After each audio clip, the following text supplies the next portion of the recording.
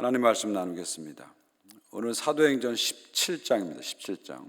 이제 바울과 선교팀이 16장에서 빌립보에서 전도하고 이제 17장에 와서 데살로니가로 갑니다. 거기서도 핍박을 받아서 또 그 옆에 있는 베레아로 급히 피난을 가게 되고, 또 베레아에서도 핍박을 받아서 이제는 한 320km 떨어진 배를 타고 와가지고 아테네에 오게 됩니다. 자, 헬라어는 아데나이인데요. 우리가 보통 아테네 이렇게 부릅니다. 아테네라고 부르죠. 여러분도 잘 아시는 도시입니다. 많이 알려진 도시입니다. 고대 그리스의 수도고요. 지금도 그리스의 수도가 아테네죠. 우리가 잘 아는 소크라테스나 플라톤이나 아리스토텔레스 같은 철학자가 활동했던 도시가 아테네입니다. 서양 철학의 발상지가 아테네죠. 바울이 아테네 도착했을 때가 주후 AD 50년 봄쯤이라고 추정합니다. AD 50년 봄쯤이라고 추정합니다. 이때는 아테네가 전성기가 지난 지 한 500년이 지난 시점입니다. 아테네는 AD 5세기에 최고의 전성기를 갖다가 그 이후에 도시국가의 전쟁으로 인해서 쇠퇴하기 시작합니다. 그러다가 BC 148년에 로마 제국의 정복을 당하죠. 근데 로마 제국은 이 그리스의 문화를 존중했기 때문에 이 아테네를 주민들이 자치적으로 다스리는 프리시티, 자유 도시로 남게 해주었습니다. 자, 아테네는 지금 전성기가 지난 아테네지만 그럼에도 불구하고 여전히 로마 제국 안에서 지성과 문화의 중심지 역할을 했고요. 화려한 건축물과 많은 신상들이 남아있는 그런 상태입니다. 자, 바울이 아테네에 먼저 도착을 해가지고 다른 선교팀을 기다리면서, 선교팀 일원을 기다리면서 거기서 이제 아테네 투어를 해요. 아마 그때도 지금처럼 아테네는 많은 관광객으로 붐볐을 것입니다. 자, 그 아테네에서 바울은 무엇을 보았을까요? 제일 먼저 눈에 들어오는 것은 파르테논 신전이었을 겁니다. 여러분 한번 그림 보여주시면 다 아실 겁니다. 파르테논 신전. 아크로폴리스 높은 언덕에 있어서 아테네 어디서나 보이는 건물입니다. 지금도 아테네 가면 가장 상징적인 건물이 저 파르테논 신전입니다. 근데 바울은, 지금 우리는 저 유적지를 보는데 바울은 완전한 형태, 무너지지 않은 형태로 그 건물을 봤을 겁니다. 복원들을 보시면 이렇게 완전한 형태의 큰 건물을 보았을 것입니다. 이 파르테논 신전은요, 유네스코 문화유산 1호고요. 지금도 여러분 유네스코의 심벌을 보시면 저 파르테논 신전을 가지고 유네스코의 심벌을 만들 정도로 지구상에 존재하는 건축물 중에서 가장 아름답고 가장 훌륭하고 가장 웅장한 건물 중에 하나가 파르테논 신전입니다. 바울은 이것을 지금 눈으로 보고 있는 거죠. 또 바울은 디오니소스 극장을 봤을 겁니다. 이 극장 멋있죠? 이 당시에 17,000명을 수용할 수 있는 극장이니까 어마어마한 극장이죠. 17,000명이 들어가요. 여기가 바로 이 디오니소스 극장이 세계 연극의 발상지가 됩니다. 여기서 연극이란 그 장르가 시작된 거죠. 지금 이렇게 봐도요, 이 유적지만 봐도 그 옛날에 500년 전에, 바울 시대부터 500년 전에, 그러니까 지금으로부터 한 2500년 전에 저렇게 큰 극장을 졌네 하는데요, 바울은 이것을 완전한 형태, 복원들을 보시면요, 이런 형태를 봤을 거예요. 무너지지 않은 완전한 형태로 보았을 겁니다. 얼마나 큰 건물을 보면서 깜짝 놀랐겠습니까? 그 다음에 바울은 또 뭘 봤냐면 거기서 아마 제우스 신전을 보았을 거예요. 여러분 이렇게 기둥이 있는데요, 제우스 신전은 무려 기둥이 104개가, 저렇게 큰 기둥이 104개가 있습니다. 그리스의 신전 중에서 가장 큰 신전이 제우스 신전입니다.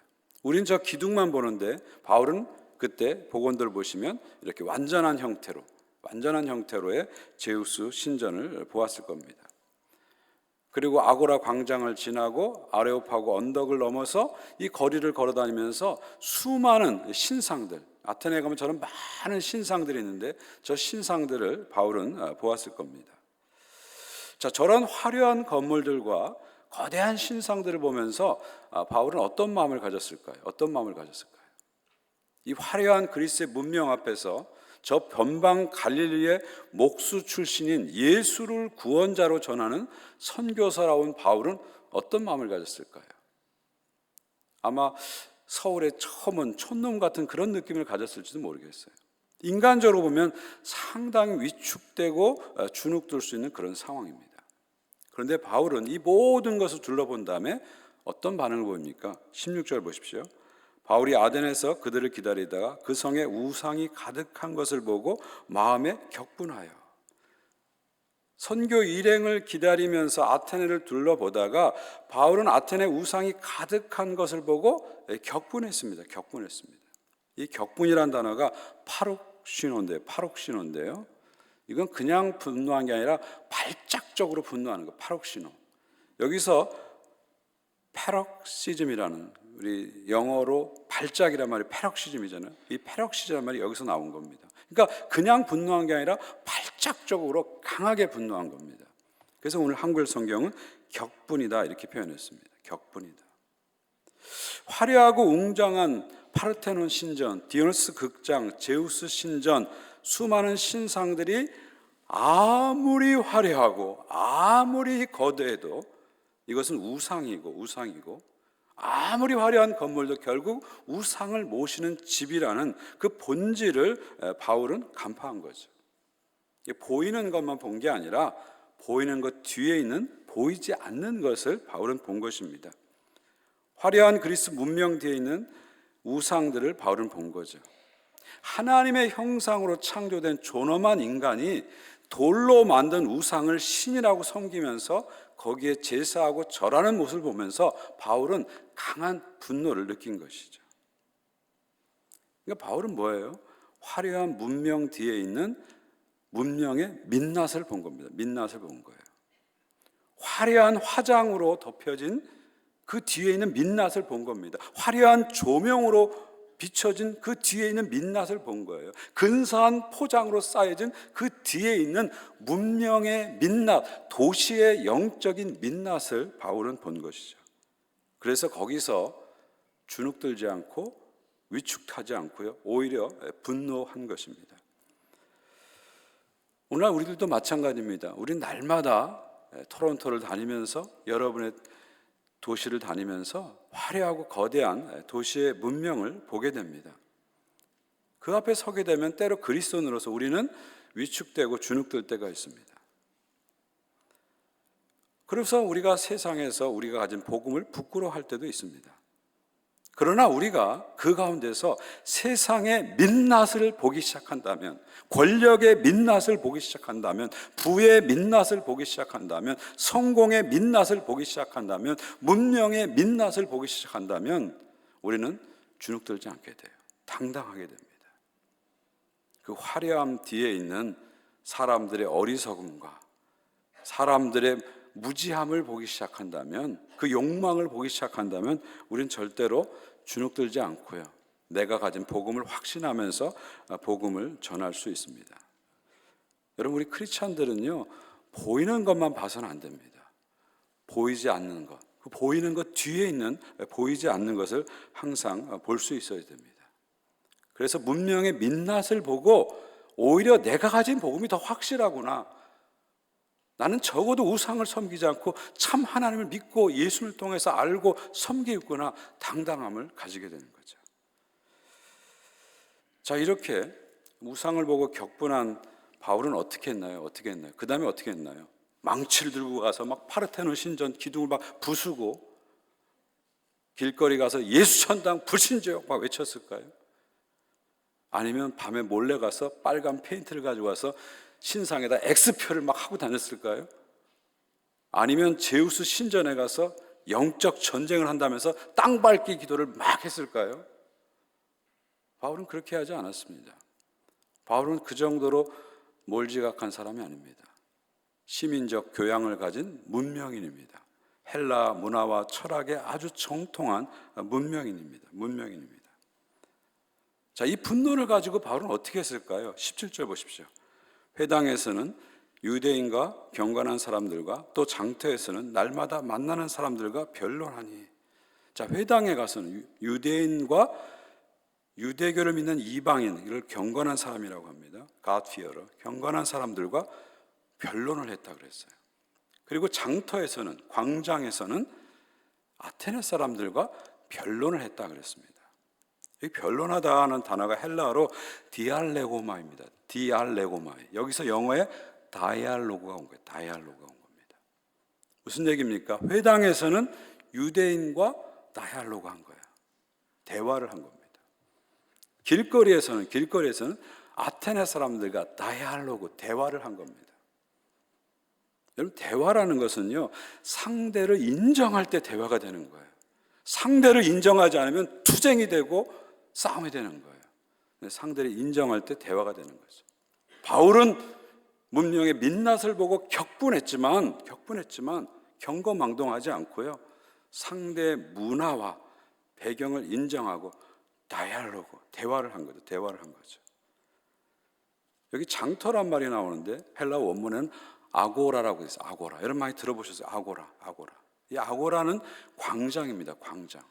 이 그리스 도시국가에서는 이 아고라에서 물건을 사고 파는 시장 역할도 하지만 많은 자유 시민들이 모여가지고 집회도 하고 토론도 하고 대화도 하는 것이 아고라입니다. 이 아고라 광장에서 자유롭게 대화하고 토론하는 것을 통해서 그리스 철학이 꽃피었다. 학자들은 그렇게 보죠. 바울은 광장에서 상대를 악마화하면서 물러가라, 죽여라 하면서 선동을 하지 않았다는 거예요. 오히려 그 광장에서 상대의 문화를 인정하면서, 상대방을 인정하면서 다이알로그, 대화를 한 거죠. 여러분, 기독교는 선동의 종교가 아닙니다. 기독교는 감동의 종교입니다. 아멘. 기독교는 상대를 악마하고 적으로 보고 척결한 대상으로 보고 싸우고 투쟁하고 반대하고 혐오하는 것, 이것이 기독교가 아닙니다. 기독교는 우리를 위해서 당신의 몸까지 주신 예수님의 그 뜨거운 사랑에 감동돼서 그가 누구든지 이해하고 사랑하고 용서하고 다가가는 종교, 감동의 종교가 기독교입니다. 우린 십자군의 정신으로 살아서는 안 됩니다. 상대를 척결할 대상으로 생각하면서 십자군의 정신으로 살아서는 안 됩니다. 나를 위해서 희생하신 예수님의 십자가의 정신을 가지고 누구든지 사랑하고 이해하고 다가가는 그런 마음을 가져야 됩니다. 언제나 크리스찬은 어떤 상황에서도 십자가의 정신을 가지고 복음을 바울처럼 전해야 합니다. 자, 18절을 보니까 바울은 당시에 가장 유행하는 철학인 에피쿠로스 철학과 스토아 철학자들과 열띤 토론을 합니다. 마음을 열고 토론하죠. 자, 아고라 광장에서 토론을 마친 다음에 철학자들은 바울을 붙들어서 어디로 갑니까? 아레오파고로 갑니다.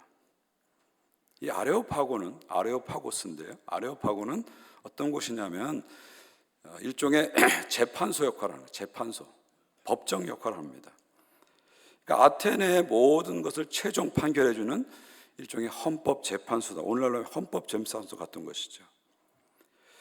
바울 시대부터 350년 전, 그러니까 BC 400년경에 소크라테스도 역시 젊은이들을 잘못된 사상으로 선동했다는 죄목 때문에 이 아레오파고에서 재판을 받고 독배를 마시고 죽었던 것이죠. 그러니까 아레오파고는 뭐예요? 일종의 아테네 사상을 최종적으로 검증하는, 사상 검증하는 그런 곳이다, 이렇게 보시면 됩니다. 지금 바울도 350년에 소크라테스처럼 아레오파고에 서서 재판을 받게 됩니다. 자, 그러면서 거기서 바울이 설교를 하게 되는데, 연설을 하게 되는데 어떻게 하는지 보십시오. 22절 보십시오. 바울이 아레오파고 가운데 서서 말하되 아덴 사람들아, 너희를 보니 범사에 종교심이 많도다. 바울이 아테네 와서 며칠 동안 쫙 돌아보니까 이 아테네 사람들이 종교심이 많은 거예요. 많은 신상을 세워놓고 신을 의지하고 신을 섬기는 종교심이 많다, 이렇게 얘기합니다. 이건 비판하는 게 아니라 그냥 현상 그대로 상대방을 분석하고 이야기하는 거죠. 23절 보세요. 내가 두루다니며 너희를 위하는 것들을 보다가 알지 못하는 신에게 새긴 단도 보았노니. 알지 못하는 신에게 새긴 단도 보았느니. 이게 무슨 말입니까? 바울이 아테네를 다니면서 많은 신상을 봤겠죠. 제우스 신상도 보고 아폴로 신상, 포세이돈, 아포로디테 다양한 신상을 봤을 거예요. 근데 어느 신상에 가보니까 알지 못하는 신이라는 신상이 있는 거예요. To an unknown God, unknown God이라는 신상이 있는 거예요. 그러니까 아테네 사람들이 얼마나 신을 섬겼던지 혹시 자기도 알지 못하는 신이 있을 것 같으니까 알지 못하는 신이라는 신상을 만들어 놓고 거기다 절을 하는 겁니다. 이 알지 못하는 신상이 생긴 유래는 BC 6세기, 기원전 6세기에 아테네에 큰 전염병이 돕니다. 그 전염병이 다 끝나고 나서 아테네 시민들이 신께 제사를 드립니다. 감사하면서 제사를 드려요. 그러면서 그들이 혹시 우리가 알지 못하는 신이 있어서 우리가 그에게 제사를 안 드려서 우리가 재앙을 또 당할지 모르니까 그때 알지 못하는 신이라는 신상을 만들어 놓고 거기다 절을 합니다. 그러니까 얼마나 마음이 불안했으면, 얼마나 마음이 힘들었으면 불안한 마음에 알지 못하는 신이라는 신상을 만들고 절을 할 정도로 아테네 사람들이 종교심이 많다, 그런 뜻이죠. 뒤집어 얘기하면 상당히 샤머니즘적이다, 미신적이라는 거죠. 지금 아테네는 로마 제국 최고의 지성의 수도고요, 철학의 중심지에 불구하고 실제 아테네 사람들은 상당히 미신적이라는 걸 볼 수 있는 거죠. 여러분, 오늘날도 마찬가지입니다. 4차 산업혁명 시대에 우리가 살고 있어요. 최첨단 AI 시대에 우리가 살고 있어요. 근데 가만히 보면요, 오늘날도 미신이 점점 늘어나요. 사주 보고 타로 보고 점치고 이게 점점 늘어나요.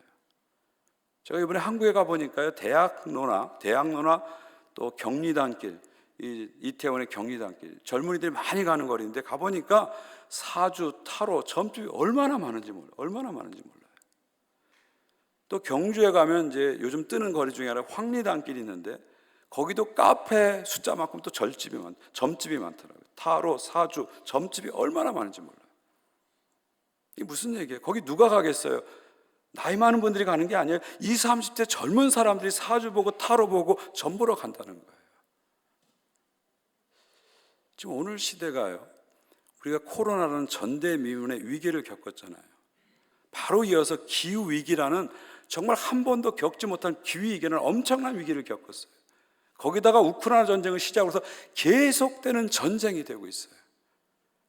그러니까 삶의 불확실성이 점점점 가중되고 있습니다.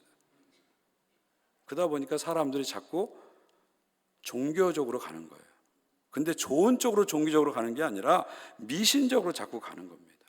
교회 가지 않고요, 성당에 가지 않고요, 절에 가지 않고 오히려 이상한 데 가가지고 빌고 절하면서 자신의 불안을 해소하고 있는 거죠. 지금 바울은 그런 현상들을 냉철하게 객관적으로 보는 겁니다. 24절 보세요. 우주와 그 가운데 만물을 지으신 하나님께서는 천지의 주제시니 손으로 지은 전에 계시지 아니하고. 자, 바울이 보통 회당에서 유대인들에게 복음을 전할 때는 구약 성경을 인용하면서 복음을 전하죠. 구약 성경. 그래서 아브라함과 이삭과 야곱의 하나님 쫙 얘기합니다. 근데 여기는 지금 아테네는 구약 성경을 모르는 사람들이에요. 그러니까 구약 성경을 가지고 하지 않고요, 뭘 갖고 하죠? 우주의 창조에서 시작하는 거죠. 좀 더 보편적인 얘기에서 설교를 시작합니다. 우주 만물을 창조하신 하나님은 천지의 주제시다. 이게 무슨 말이에요? 하나님이 만물을 만드셨고 만물의 주인이시고 지금도 만물을 다스리고 계시다는 거예요. 그러니까 하나님은 우주보다 더 크신 분이라는 거예요. 그런 하나님이 아무리 파르테논 신전이 크다 한들, 아무리 제우스 신전이 크다 한들 그 인간이 만든 집에 하나님이 들어갈 수 없다는 거예요. 그러므로 인간이 만든 집에 있는 신은 진짜 신이 아니라 우상이다. 이 본질을 지금 얘기해 주는 거죠. 25절 보세요.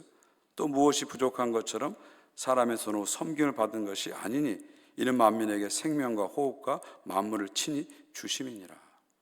그러니까 하나님은 뭔가 부족해서 인간의 섬김이 필요 없다는 거예요. 그런데 아테네 사람들은 지금 거대한 신상을 만들어 놓고 거기다 화려한 장식을 하고 엄청난 음식을 차려놓고 제사를 합니다. 그러면서 그 신이 자기에게 화를 주지 않고 복을 줄 것을 기대하고 있는 겁니다. 근데 바울은 뭐라고 얘기해요? 하나님은 인간의 이런 섬김이 필요 없다는 거예요. 우상은 인간이 만들고 인간이 관리해야 돼요. 그러나 하나님은 스스로 존재하시고 자기 충분성을 충분히 갖고 계신 분이기 때문에 인간의 도움과 인간의 섬김이 필요치 않다는 거예요.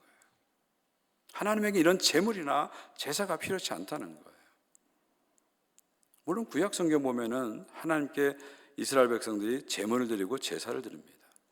근데 여러분 레위기를 자세히 읽어보면요, 이거는 하나님을 위한 것이 아니라 인간을 위한 거예요. 죄인인 인간이 어떻게 하나님께 나갈까 고민되니까 하나님께서 죄인인 인간이 하나님께 나갈 수 있는 방법을 가르쳐 준 것이 바로 제사예요. 제사예요. 그리고 이것도 한시적이고요, 진짜 제물 대신 어린 양 예수께서 오신다면 이 제사가 다 폐지돼 버렸잖아요.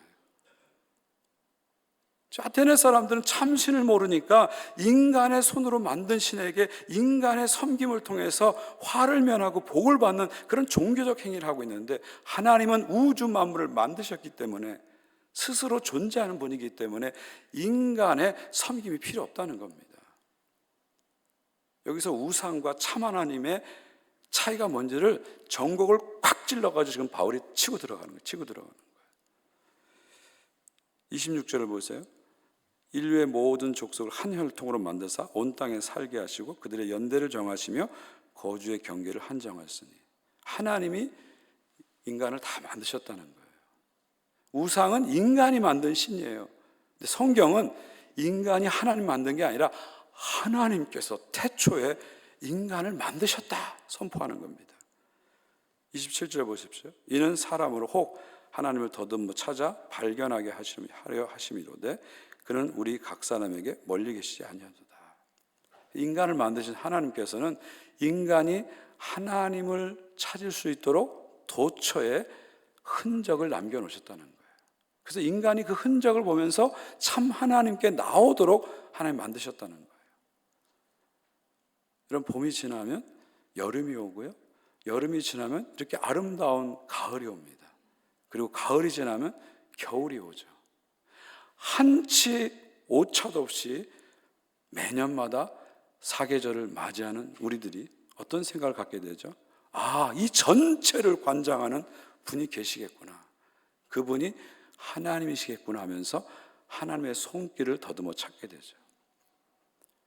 특별히 이번 주에 여러분이 운전하면서 다니시고 걸어 다니실 때마다 정말 형형색색의 아름다운 단풍을 보고 있잖아요.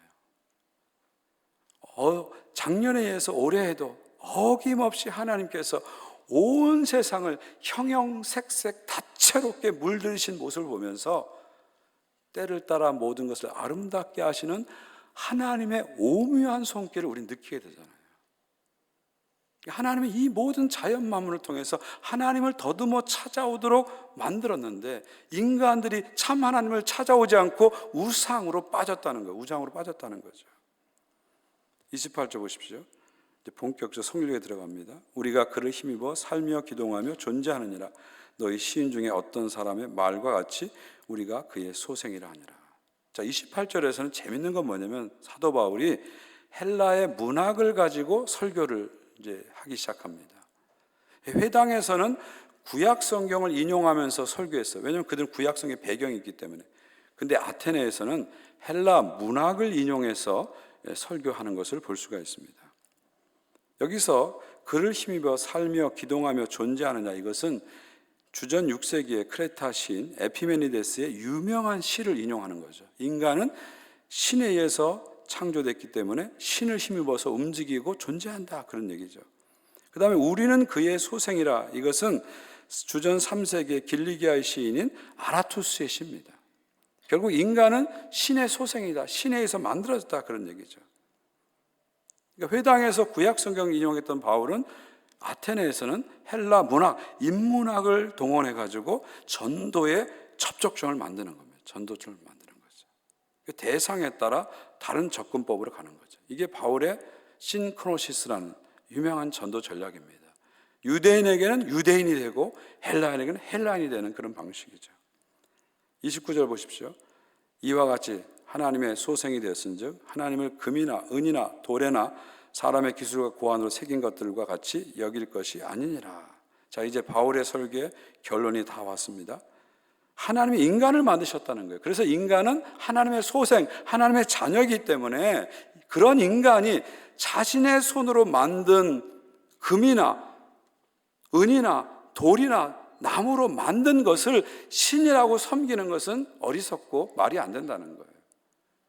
그것이 아무리 금과 은으로 화려하게 보일지라도 그건 쇠덩이에 불과하고 돌덩이에 불과한 우상덩어리라는 것을 지금 분명하게 얘기하고 있는 것이죠.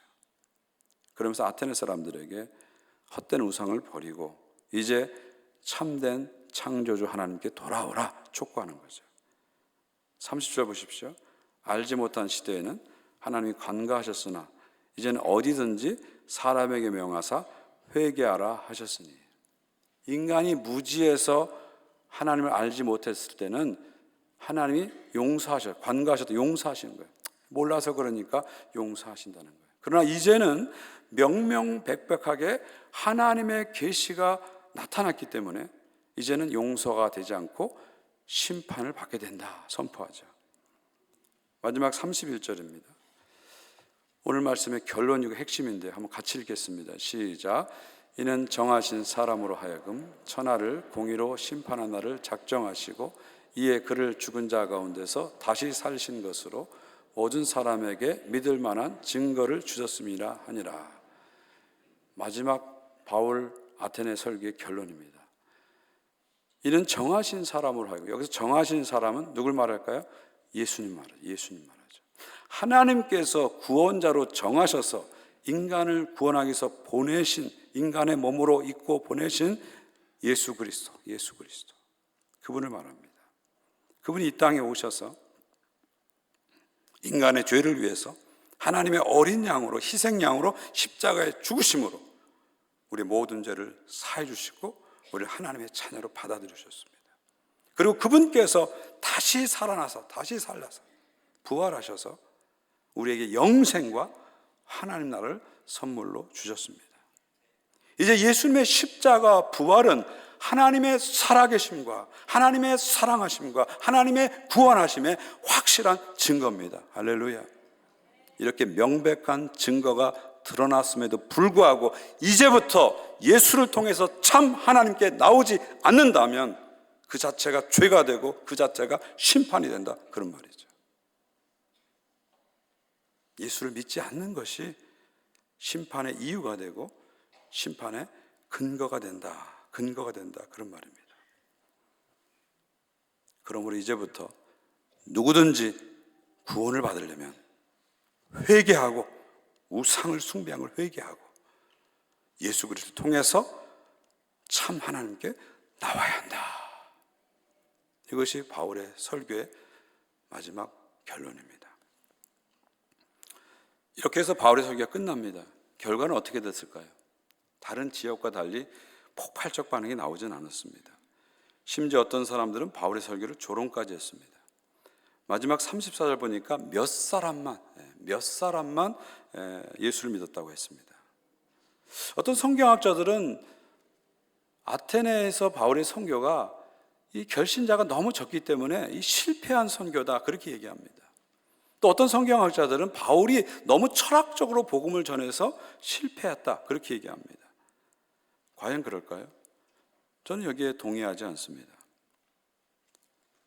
왜냐하면 이 숫자를 가지고 선교를 평가하는 것 자체가 우리가 너무 결과주의적인, 성과주의적인 관점에 오염됐기 때문에 그렇죠. 여러분, 바울은 며칠 동안 아테네에 있으면서 몇 사람을 얻었어요? 근데 예수님은 갈릴리에서 3년 동안 계시면서 12제자만 남기셨잖아요. 또 그 중에 한 명은 예수님 배신하고 죽었잖아요. 3년을 계시면 11명 남기신 거예요. 그럼 예수님 실패한 겁니까? 그렇지 않죠. 우리가 너무 오늘날 세상은 결과주의, 성과주의에 너무 물들었어요. 그래서 숫자, 사이즈, 이겼냐 졌냐, 이게 너무 우리를 미치게 만들고 있어요. 우리를 스트레스를 받게 만들고 있어요. 어떤 목사님 그러더라고요. 결과주의가 깡패다, 그런 얘기. 결과주의가 깡패가 돼서 우리 삶을 다 파괴하고 있어요. 눈에 보는 숫자, 사이즈 이것만 생각하는 거예요. 얼마나 크냐, 얼마나 많이 모였냐, 이겼냐 졌냐, 이거로 우리 삶의 모든 잣대를 삼고 살다 보니까 우리 모두가 진정한 것을 보지 못하는 거죠. 보이는 것만 보고 보이는 것 너머에 보이지 않는 것을 보지 못하는 거죠. 바울의 아테네 선교는 절대 실패한 선교가 아닙니다. 몇 사람만 구원했지만 그 몇 사람을 통해서 하나님은 역사하셨습니다. 실제로 30절에 나오는 몇 사람 중에 한 사람인 디오누시우스는 훗날에 아테네 감독이 돼서 아테네를 영적으로 담당하게 되죠. 이 초대교회 역사의 기록입니다. 그리고 바울의 아테네 사역은 오늘 우리가 살고 있는 다원주의 사회, 포스트 모던 사회에서 어떻게 우리가 장터에서, 일터에서, 광장에서 담대하게 지혜롭게 복음을 전해야 될지를 명확하게 보여주는 모범이라고 생각합니다. 상대를 무찔러야 할 대상으로 보지 않고 대화의 상대로 보면서 상대 문화를 존중하면서 무례하지도 않으면서 분명하게 확고하게 어떻게 복음을 전할지를 우리에게 보여주고 있는 것이죠. 말씀 맺습니다. 사도 바울은 아테네에서 파르테논 신전, 디오누스 극장, 제우스 신전, 화려하고 거대한 그리스 문명과 마주하게 되었습니다. 그러나 사도 바울은 그 화려한 문명 앞에 위축되거나 주눅들지 않고 오히려 그 문명의 뒷면에 있는 문명의 민낯, 도시의 민낯, 권력의 민낯, 성공의 민낯, 부의 민낯을 직시하게 됐죠. 그렇다고 해서 그들을 혐오하고 그들과 싸우지 않고 그들을 인정하면서 대화했습니다. 그러면서 십자가와 부활의 복음을 전했죠.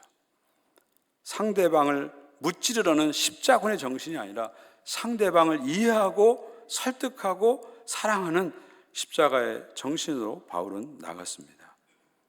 하나님께서는 사도 바울의 아테네 선교를 통해서 역사하셨고요. 우리들에게 이 다민족 사회 속에서, 이 다원주의 사회 속에서, 이 캐나다 사회 속에서 어떻게 우리가 지혜롭게 담대하게 복음을 전해야 될지를 가르쳐 주고 있는 것입니다. 사랑하는 성도 여러분, 사도 바울처럼 이 거대하고 화려한 세상 앞에서 절대 주눅들지 마십시오. 보이는 것만 보지 마시고 보이는 것 뒤에 있는 보이지 않는 것을 보시기 바랍니다. 그리고 참 하나님을 몰라서 아직도 헛된 우상을 쫓아가고 있는 사람들을 늘 불쌍한 마음을 가지시기 바랍니다. 그리고 그들을 향해서 담대하게 그러나 지혜롭게 복음을 전하는 여러분 모두가 되시기를 주님의 이름으로 축원드립니다.